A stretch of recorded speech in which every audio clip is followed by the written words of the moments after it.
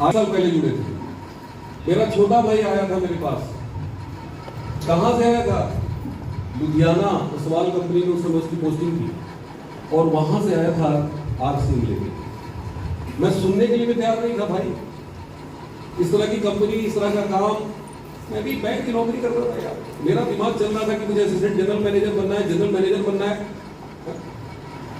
Bank में होते हैं ना, जितने बड़े बड़े पद पे बैठते हैं ना, वो सब सिलेक्टेड होते हैं, रिजेक्टेड नहीं होते। और यहाँ ना बुरा मत मानना, ज्यादातर लोग रिजेक्टेड होते हैं। इनको कहीं कुछ नहीं मिलता ना, तो लाइन आके लग जाते हैं, चल देखते हैं हाथ पाँव मार के, शायद कुछ हो जाए, हमें पता है। मेरा दिमाग चलता था असिस्टेंट जनरल मैनेजर बनना है, जनरल मैनेजर बनना है। और जीएम तक तो मैं सपना दिखता था बैंक का। एक जीएम बहुत बड़ा पद होता है।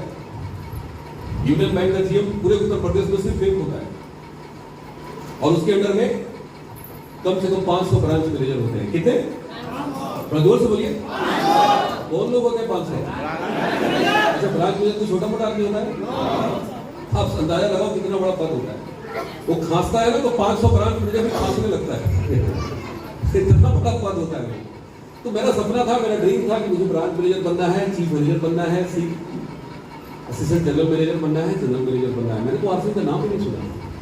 लेकिन मेरा छोटा भाई आया और मुझे पकड़ के इसी तरह की मीटिंग में लाया, और उस मीटिंग में मैं सबसे पीछे बैठा था। ये सोच के बैठा था कि थोड़ा सा मौका मिलेगा निकलने।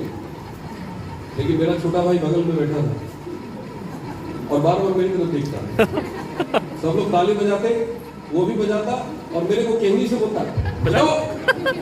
मैं बोला यार सब पागल है ससुरे, हम थे पागल, ये सब बेवकूफ लोग हैं। भाई बैंक वाले थे, पढ़े लिखे थे, मास्टर डिग्री होल्डर थे, टॉपर थे, दिमाग बहुत हाई फाई चल रहा था। और ब्रांच मैनेजर को तो मैं जेब में लेके घूमता था।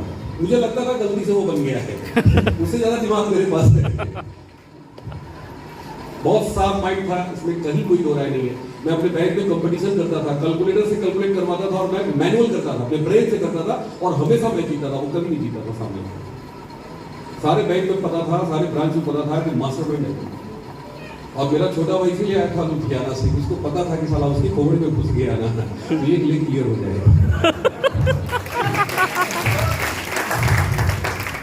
उस बेचारे का एक क्लियर भी हो गया, लेकिन दूसरा कोई नहीं मिला। कहता है साला धरती पे दूसरा डी कुमार है? मैं बोला बेटा है, लेकिन डी कुमार खोजने के लिए डी कुमार बनना पड़ेगा। घोड़ा कभी भी गधे के साथ नहीं जुड़ता। कभी गधों की झुंड में घोड़ा देखा है? जोर से बोलो ना। सियार को देखा है? नहीं। अरे भगवान सबको बना के भेजा है धरती पे यार, क्या बात। आपको अगर बनना है ना स्टार ओबी, तो आज बना लो अपने आप को डी कुमार। मैं डी कुमार से कम थोड़ी। इस दुनिया में जितने भी लोग कामयाब हुए ना, ये सारे के सारे लोग कामयाब पैदा नहीं हुए, सब कमजोर पैदा हुए, सब नंगे पैदा हुए। यस और नो? सचिन तेंदुलकर पैदा नहीं हुआ था। महेंद्र सिंह धोनी पैदा नहीं हुआ था। मुकेश अंबानी का बाप अमीर था, धीरू भाई अंबानी, वो पैदा नहीं हुआ था। दुनिया में पैदा सभी कमजोर होते हैं, लेकिन कामयाबी के लिए उनके अंदर आग होती है। क्या होती है? आग होती है। जोर से बोलिए। आग। मेरे अंदर बैंक की नौकरी तो मैं कर रहा था, कभी सोचा ही नहीं बाहर की दुनिया में। लेकिन जब मैंने अफसर को देखा, डायरेक्ट सेलिंग इंडस्ट्री के प्लेटफॉर्म को देखा, उस मीटिंग में आया, और उस मीटिंग में आए हमारे ग्रेट अपलाइन आनंद सुजीत कुमार सिंह। एक बार जोरदार तालियां उनके लिए बजाओ। Thank you. उस समय सुजीत कुमार सिंह की एक महीने की इनकम 1,25,000 थी। चलो याद से बात बता रहा हूँ, उस समय भारत के राष्ट्रपति का भी ब्रांच सैलरी नहीं था। हमारे ब्रांच मैनेजर की सैलरी 25,000 थी, मात्र 25,000, और हमारी सैलरी थी 15,000। मैं अपने आप को तुरम खां से कम नहीं समझता था। लेकिन सुजीत कुमार सिंह सामने आए तो मेरी सारी तुरम गिरी निकल गई। एहसास हो गया कि बेटा तू इतना दिमाग वाला है, लेकिन पैसा तो सुजीत कुमार सिंह कमा रहा है ज्यादा। हेलो, मेरी खोपड़िया में एक बात घुसी कि ताकत सुजीत कुमार सिंह में नहीं है, ताकत आप में नहीं है, ताकत हम में नहीं है, ताकत किसी चीज में है, उसका नाम है आरसीएम। किसकी ताकत है? आरसीएम में। और यही बात मेरे खोपड़ी में घुस गई कि जो भी व्यक्ति पागलों जैसे इसमें लग गया उसका 12 न्यारा होना ही होना। सुजीत कुमार सिंह जी को मैंने चेक किया, कंपनी को चेक किया, प्रोडक्ट को चेक किया और उसके बाद मैंने ज्वाइन किया। ऐसा नहीं था कि मीटिंग से निकले और धड़क जाके ज्वाइन कर लिया। आज आपको भी मैं यही कहने वाला हूँ कि सब कुछ चेक करिए। चेक करिए कि आपके सामने जो आदमी खड़ा है सच में यूनियन बैंक में नौकरी करता है, सच में सीनियर मैनेजर होता, 2 लाख रुपए महीने की सैलरी होती, सच में रिजाइन कर दिया, कहीं बैंक में सस्पेंड तो नहीं करती है। भैया झूठ का जमाना है, पता लगाइए, सब कुछ चेक कीजिए। कोई कह देता है इसका साबुन सर बेकार है आरसीएम का, और हमें से बहुत सारे लोग निगेटिव हो जाते हैं। हाँ, अरे भैया लगा के देखिए ना। एक बंदे ने कहा सर आपके साबुन में झाग नहीं है। मैंने कहा यार बाहर की दुनिया में चारों तरफ तो झाग ही झाग है और तुम आरसी में भी झाग ही खोज रहे हो। अरे भैया झाग ढूंढोगे झाग मिलेगा। मैंने आरसीएम के साबुन में लाखों करोड़ों का चेक देखा, मुझे लाखों करोड़ों की चेक आरसीएम दे रही है। आज तक बचपन से लेके पता नहीं कितने बट्टी साबुन आप लोगों ने घस दिया, आपके घर वालों ने घस दिया। आज तक 1 रुपए का चेक आया हो तो बताओ मेरे को, इनकम आई हो तो बताइए। नहीं। अरे भैया आरसी का साबुन भी सफाई करता है, बाजार वाला भी सफाई करता है। दोनों में अंतर क्या है? बाजार वाला सिर्फ तन के मैल को धुलेगा, कपड़े के मैल को धुलेगा, लेकिन आरसी वाला तन के मैल को भी धुलता है, कपड़े के मैल को भी धुलता है और जिंदगी में गरीबी के मैल को भी धुल देता है।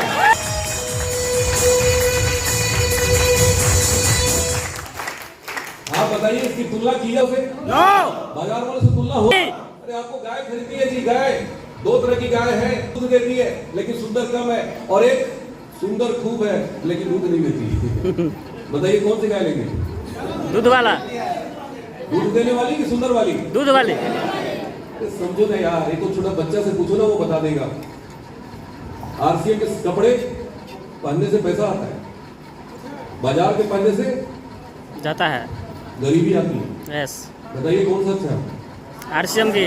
जोर से बोलिए ना। आरसीएम की। दादा परदादा पहन के रगड़ रगड़ के मर गए और हम उनके बेटे, हम भी वही काम कर रहे हैं। जिंदगी में मर जाएंगे, कुछ होने वाला नहीं है, नहीं है। बस 5 साल, अभी मैं आगे बात करूंगा उसकी उम्र। 1,25,000 का चेक मेरे को अटैक किया, मैंने शुरुआत की, जुड़े और जैसे कि आदत से मजबूर है। क्या आदत है? चैलेंज को एक्सेप्ट करना। ऐसे मुट्ठी बांध के बोलिए, क्या आदत है? चैलेंज के सब का। की आदत है? यस। कुछ लोगों की आवाज आ रही है, कुछ लोग कंफ्यूज हैं, सोच रहे हैं कि हमारे अंदर है कि नहीं। अरे भैया बैंक की तैयारी कर रहे थे, वहां एक मुन्ना था, रोज बोलता था गट्टा काट देंगे, लेकिन जब आरसीएम में शुरू किए तो इधर जिधर नजर घुमा रहे साला चारों तरफ मुन्ना ही मुन्ना। मैं कहा बेटा इस खेल में बड़ा मजा आएगा, इस खेल में बड़ा मजा आएगा, इस खेल में मजा आएगा। मैं कहा देखता हूँ बेटा इस बार कौन जीतता है। उस बार एक मुन्ना को हराए, इस बार लाखों मुन्ना को हराएंगे। जो चैलेंज करता था ना 6 महीने में नशा उतर जाएगा, तो मैं पता क्या बोलता था, तू 6 महीने की बात करता है, तू 6 साल की बात करता है, अरे 6 जन्म बाद भी तू मेरे से टकराएगा। इसी जुनून के साथ आरसीएम करता हुआ नजर आऊंगा। आप बोल सकते हैं? नहीं बोल, मुझे पता है आप नहीं बोल पाए। 20 साल का अनुभव मैं बता रहा हूं। सामने वाला जब ठोकता है ना कस के, तो हम क्रैक हो जाते हैं, आवाज ही नहीं निकलती। सामने वाला बोलता है नया नया नशा चढ़ाना बेटा, उतर जाएगा, और हम घर में जाके क्या सोच रहे थे, ठीक करो,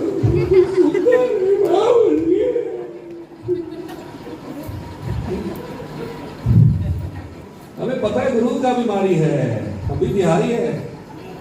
बात समझ में आ रही है? फर्क इतना है कि हम वो बिहारी हैं, हमारा पड़ोसी दशरथ मांझी है। दशरथ मांझी का भाई मैं हूँ। दशरथ मांझी ने पहाड़ तोड़ दिया और मैंने भी कसम खाई है साला पूरे इंडिया तक तोड़ देंगे। बात समझ में आ रही है? जिंदगी के जंग तोपों और बंदूकों से नहीं लड़ी जाती यार। महात्मा गांधी ने जब वो लाठी लेकर निकले थे घर से बाहर, दुनिया कहती थी अरे गंदिया पागल हो गया है, ये अंग्रेज से लड़ेगा। टैंक है, तोप है, गोला है, बारूद है। 200 साल से अंग्रेज भारत में घर बना के पूरा बारूद का जखीरा बना दिया था भारत में। किसी को भरोसा गंदिया नौटंकी कर रहा है। हमारे बाबूजी बोलते थे कि किसी को भरोसा नहीं होता था,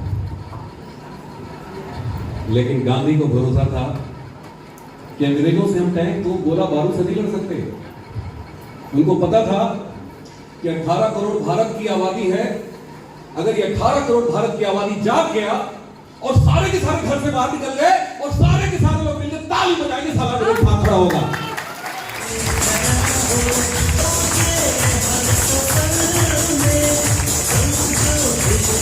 बताओ ऐसा हुआ कि नहीं हुआ? जोर से बोलिए, हुआ कि नहीं हुआ? नहीं भैया, रामायण महाभारत की काल्पनिक कहानी। अरे गांधी की कहानी सुना रहा हूं। कुछ ही दिन पहले घटना घटी है। तो गांधी ने क्या साबित किया? जिंदगी की जंग तोपों और बंदूकों से किसी से लड़ी जाती है, मुट्ठी बांध के। किसी से? मजबूत इरादों से। बोलिए मेरे पास, किसी से? मजबूत इरादों से। मजबूत इरादों से। अरे तो हमारी कंपनी के मालिक आदरणीय त्रिलोकचंद छाबड़ा जी, एक बार जोरदार तालियां के लिए बजा दीजिए।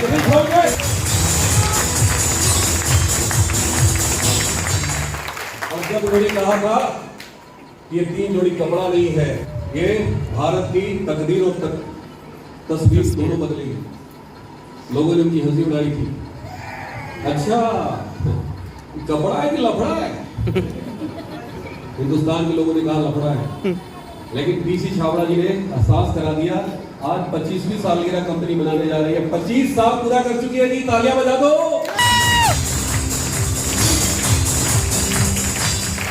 कई लोग मिलते हैं, सर इसमें बहुत है।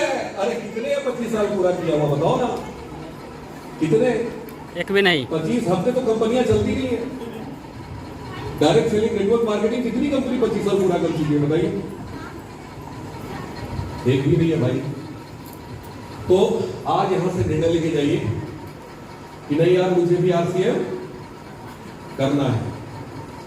किस्मत होता 20 साल हम पहले जुड़ गए थे, इसलिए नहीं हुआ। छोटा भाई उन्हें आया, ज्वाइन कराया, लेकिन आज 1 रुपया नहीं आता। मेरे और सुजीत कुमार सिंह के बीच में 1500 लोग जुड़े हैं। कितने? 1500। लेकिन बेचारों को 1500 रुपया नहीं आता। और आज मैं अगर 1 महीने की इनकम की बात करूं तो 1 महीने का इनकम 10,52,000 एक चेक, इंडिविजुअल चेक।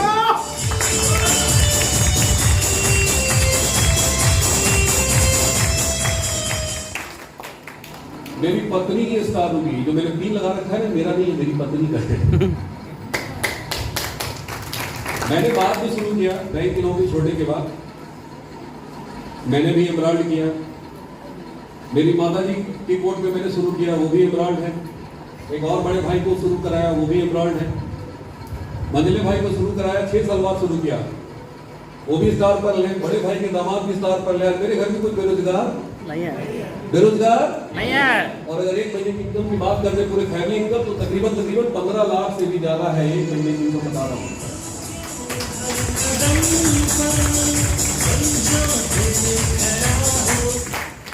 आज 110 टेक्निकल अचीवर हैं मेरे ग्रुप में, 32 एमराल्ड है, 5 स्टार एमराल्ड है, 3 रूबी है, और मैं आज आपके सामने स्टार रूबी रूबी खड़ा हूं, कोर लीडर। सब कुछ होता है, बस मन बना लीजिए। तैयार है? यस। जब मैंने आपसे की शुरुआत करी थी उस समय में, आप बताइए अगर आज मैं आपसे उस समय नहीं किया होता तब आज कितने के होते? जोर से बोलिए भाई। आज अगर आप शुरू नहीं करेंगे आरसीएम, तो अगले 20 साल बाद आप कितने साल के हो जाएंगे? अभी 40 के हैं तो 60 के हो जाएंगे। होगी कि नहीं होगी? होगी। आरसीएम करेंगे तो भी 60 के होंगे, और नहीं करेंगे तो भी होगा। लेकिन दोनों में फर्क क्या होगा? जिन लोगों को मैंने बताया था, जो लोग मेरी बात नहीं माने, नहीं किए, आज भी वही मोटरसाइकिल से चल रहे हैं। फर्क क्या हो गया कि उस समय नहीं थी उनकी मोटरसाइकिल, आज वो पुरानी हो गई। पहले वो अकेले थे, अब उनकी शादी भी हो गई, 2 बच्चे भी हो गए। अब वो बेचारा मोटरसाइकिल करा रहा है, पीछे का पहिया ऐसे ऐसे हिल रहा है, वो चीख रहा है कि बदल हमको, बदल हमको। आपने सुनते होंगे कि मोटरसाइकिल दब गई, ट्रक के नीचे चली गई, पूरा परिवार का एक्सीडेंट होता है। यस और नो? लेकिन जब हमने शुरुआत करी, मैं भी मोटरसाइकिल से शुरुआत करी, लेकिन आज मेरे पास 1 नहीं, 2 नहीं, 3 नहीं, 4 नहीं, 5 नहीं, पूरे 6 कार मैंने खरीदी। 6 गाड़ियां फोर्ड एंडीवर तक मैं पहुंचा, और अभी तो 6 खरीदे हैं, आखिरी नहीं है। अभी अगले साल 7वां का भी नंबर लगा है। फॉर्च्यूनर दिमाग में चल रहा है, एंडीवर पहुंच गए, फॉर्च्यूनर चल रहा है, ऑडी चल रहा है, मर्सिडीज चल रहा है। कोई अंत नहीं है यार, दुनिया का कोई अंत नहीं। और मजा लेना चाहिए हम लोगों को।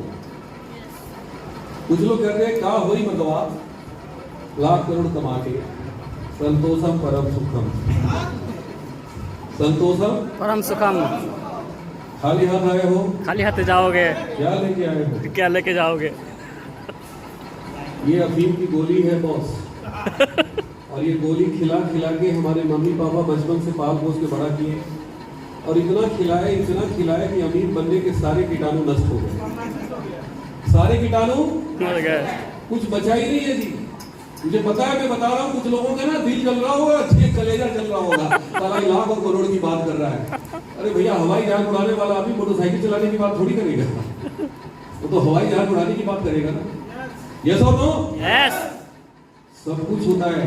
झुकती है आसमां, झुकाने वाला चाहिए, झुकती है आसमां, झुकाने वाला चाहिए, चलता है आरसीएम, चलाने वाला चाहिए। वाला बन जाओगे, चलने लग जाएगा। यस।